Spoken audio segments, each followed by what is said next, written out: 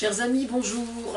Je vais essayer de faire une vidéo pas trop longue parce que je vais avoir un petit problème de batterie, je crois.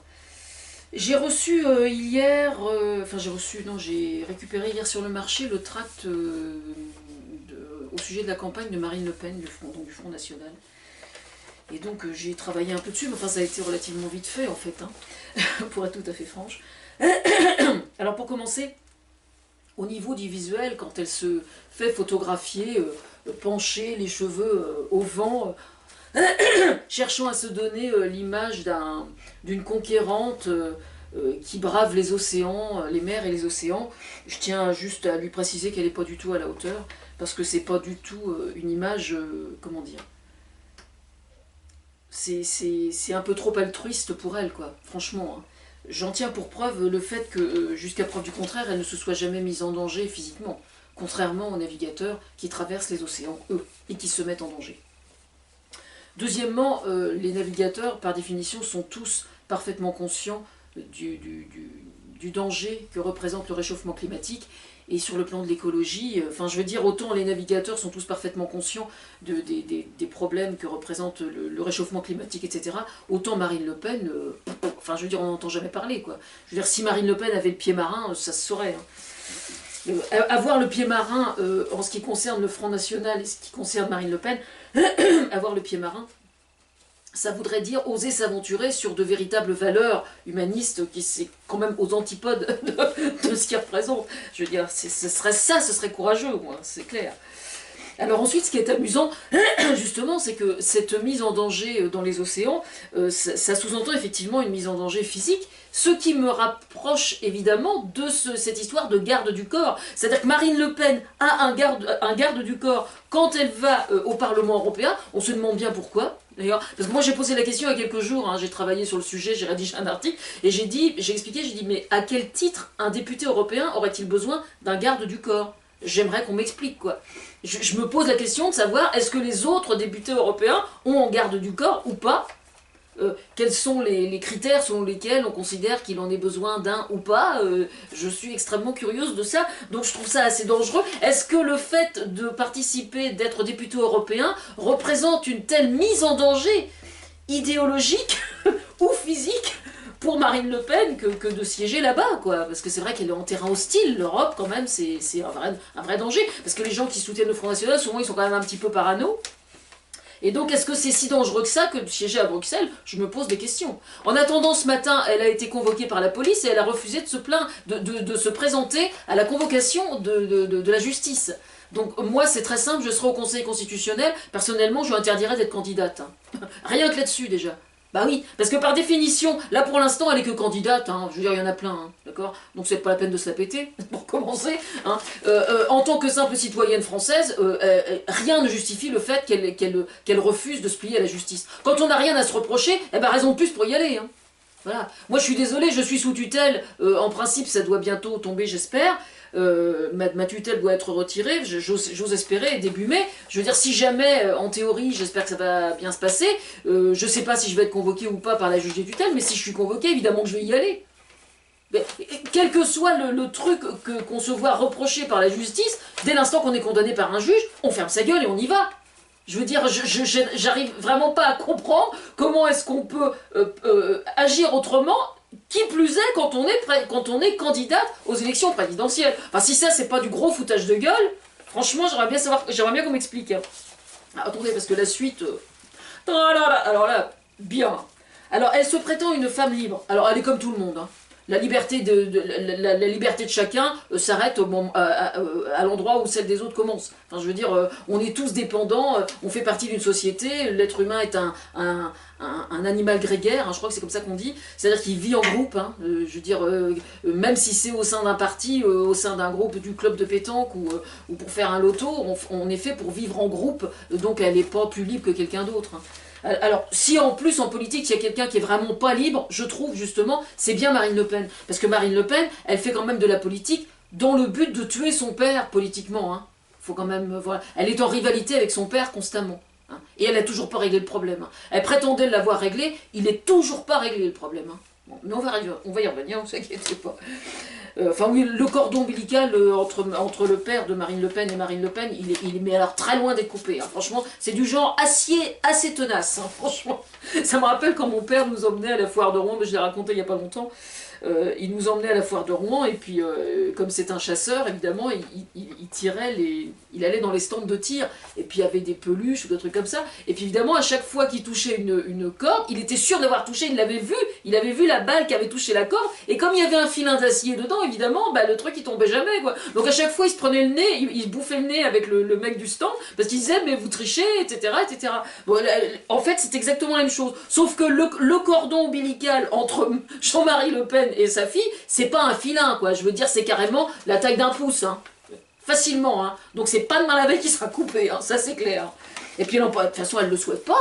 Elle ne souhaite pas que ce soit coupé ce cordon, parce que il y a quand même tout l'électorat qui est derrière. Ah bah oui, parce que la moyenne d'âge des gens qui soutiennent le Front National, c'est 65 ans quand même, hein. D'accord 65 ans, c'est pas les petits jeunes, hein. Donc évidemment, 65 ans, tant qu'ils sont pas morts, ils peuvent voter, hein. Elle est pas folle la guêpe, hein. Pensez bien. Bon, 3 enfants en 1 an, bon c'est très bien. Je suis contente pour elle, hein. Bravo. 3 enfants en 1 an, j'imagine qu'il n'y avait pas de souci pour avoir une femme de ménage, pour la logistique dans la maison, ça devait aller assez bien en fait. Hein. Par contre, là où ce que je trouve extrêmement amusant, c'est qu'il y a quand même tous les gens qui sont derrière les anti-mariages pour tous, tous les gens qui ont comme elle une vision parfaitement régressive de la famille, c'est-à-dire qui refusent de voir les évolutions de la société et qui font comme si elles n'existaient pas avec des œillères. Hein. Tous ces gens-là, mine de rien, sans oser le dire, parce qu'évidemment on leur rentrerait dans l'art tout de suite, ce sont quand même les défenseurs de la femme au foyer et du schéma hyper traditionnel. Donc qu'est-ce qu'elle foutait à bosser avec 3 enfants? Pourquoi est-ce qu'elle n'est pas restée à la maison? Franchement, hein? On peut se le demander. Non mais je rigole parce que c'est tellement incroyable. On peut pas faire autrement que de rire quand on entend des pareilles conneries, hein, franchement. Hein. Je suis pas trop inquiète, hein, franchement. Hein. Socialement, j'ai jamais été très très inquiète. Hein, au sujet de Marine Le Pen, de 3 enfants en 1 an, c'est bien, félicitations. Hein. Une bonne cure de minéraux, une femme de ménage, et tout ce qu'il faut, et puis voilà. Non mais attendez, elle nous l'a fait, ouais, signer les carnets et tout. Et oh. Je vous raconte, ça doit être d'ailleurs, c'est une bonne idée de sketch ça tient. Imaginez la réunion parents-prof avec Marine Le Pen. Alors là, allez-y, tous les humoristes là, jetez-vous dessus parce que ça doit être une mine incroyable. Je pense que on va beaucoup rire. Ensuite, comprendre l'ambition qui m'anime pour mon pays. Alors non, comprendre l'ambition qui l'anime, oui. Pour son pays, non. Si Marine Le Pen était bien intentionnée pour son pays, je pense qu'on serait déjà au courant personnellement. Elle serait pas contre l'Europe, elle accepterait de voir ce que les chercheurs élaborent. C'est quand même la seule, je crois que c'est la seule de tous les candidats qui ne fasse absolument pas référence aux dernières technologies, aux dernières innovations, de l'adaptation des lois du travail relativement à la robotisation, comme le fait Benoît Hamon. Non, tout ça, elle n'en parle pas. Alors l'ambition de quoi? L'ambition de quoi hein, franchement. Il faut trouver aujourd'hui des nouvelles voies, et elle fait exactement l'inverse, hein, ça c'est clair. Voilà. Qui mieux qu'une femme pour parler des femmes? Alors ça, j'ai un scoop là-dessus. Hein. Aujourd'hui, il existe un certain nombre de formes de féminisme. Je considère que les différentes formes de féminisme doivent être au minimum écoutées. Mais s'il y a une personne dans la sphère politique française qui est particulièrement mal placée pour parler du féminisme, c'est bien Marine Le Pen. Hein. Parce que jusqu'à preuve du contraire, là, elle prétend, elle, avoir fait machine arrière au sujet de l'IVG, alors qu'en fait, elle n'a absolument pas fait machine arrière. Elle a dit simplement, ce sera au peuple de juger. C'est-à-dire que dès l'instant qu'il y a une patate chaude, c'est très simple, elle recule de 2 pas, et elle balance le bébé côté référendum. Hein? Eh ben oui, c'est ça la lâcheté. Parce qu'une femme peut être une vraie vermine, je parle pas d'elle, une femme peut être une vraie vermine au même titre que n'importe quel homme. Hein? Moi je connais des hommes qui sont infiniment plus féministes que certaines femmes. Et oui, ça n'est pas parce qu'on est une femme que systématiquement on est féministe et qu'on comprend les femmes. J'ai vu au journal de Yann Barthès, là, Le Quotidien, un reportage sur les trompettes. Oui, c'est-à-dire que ce sont des femmes riches aux États-Unis excusez-moi, on ne peut pas faire autrement que de rire. Je vais mettre le lien parce que c'est vraiment à mourir de rire. C'était donc un reportage sur les trompettes. Donc ce sont des femmes pleines aux as, qui ont toutes des gueules de canard, en fait. Mais c'est vrai. Elles ont toutes une gueule de canard, et elles se réunissent entre elles pour voir comment est-ce qu'elles peuvent soutenir leur poulain, Donald Trump. Donc évidemment, il y a des tableaux...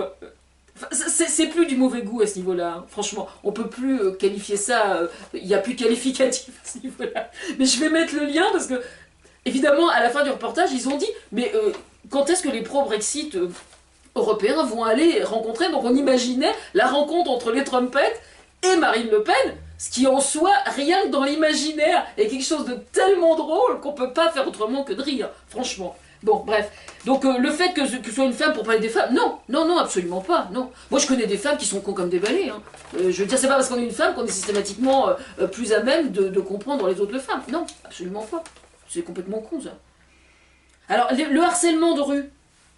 Alors, évidemment, elle, ce qu'elle met dans le harcèlement de rue, évidemment, c'est quand même... C'est pas dit, hein, c'est pas dit dans le tract, elle est pas folle non plus. Hein. Mais ce qui est derrière, c'est qu'évidemment, les sales petits mecs de banlieue, les petits maghrébins, qui foutent la main au cul des nanas et tout, effectivement. Bah oui, évidemment, parce que elle le dit pas, si vous voulez, mais c'est ce qu'il y a derrière. C'est clair, c'est ce qu'il y a derrière. Mais il faut savoir que les frotteurs dans le métro, c'est pas spécialement des maghrébins, hein. Je veux dire, les pervers, il y en a chez les bons petits français aussi.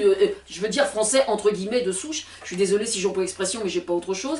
Mais je veux dire, moi je connais des pédophiles qui ont été baptisés, qui vont à l'église tous les dimanches. Hein. Il y a même des prêtres pédophiles aussi. Hein. Oui, je sais, il s'est passé quelque chose au niveau du diocèse de Rouen, j'ai pas eu le temps d'y venir, mais j'y reviendrai. Je veux dire, là je mets ce qui est derrière de sous-entendu, quoi. Et ensuite, alors là, c'est pour ça que c'est très intéressant de voir le harcèlement dans le travail. Alors ça, c'est très amusant, parce que jusqu'à preuve du contraire, dernièrement, quand est sortie l'histoire au sein d'Europe Écologie Les Verts, je me souviens plus de son nom, au sujet les différentes femmes qui ont signé un manifeste pour expliquer le harcèlement sur le lieu du travail et dans le milieu politique notamment, j'aimerais bien savoir comment se fait-il que Marine Le Pen, elle, n'a pas ramené sa fraise, hein. C'est bien la preuve que quand elle parle de harcèlement sur le lieu du travail, mais elle en a rien à branler. Elle en a rien à foutre. Voilà. Hein. Alors ensuite, bon, alors là, pour la clôture, c'est pas spécialement pour elle. Hein. J'aimerais bien que l'ensemble de la classe politique évite de poser les deux mains comme ça, comme s'ils étaient des envoyés du Christ. Vous avez franchement l'air con. Franchement. Moi, je vous fais ça, moi. Hein. Voilà. Moi, je fais comme ça. D'accord? Faut arrêter de nous prendre pour des cons aussi. Hein. D'accord? Enfin, ceci dit, c'est très drôle.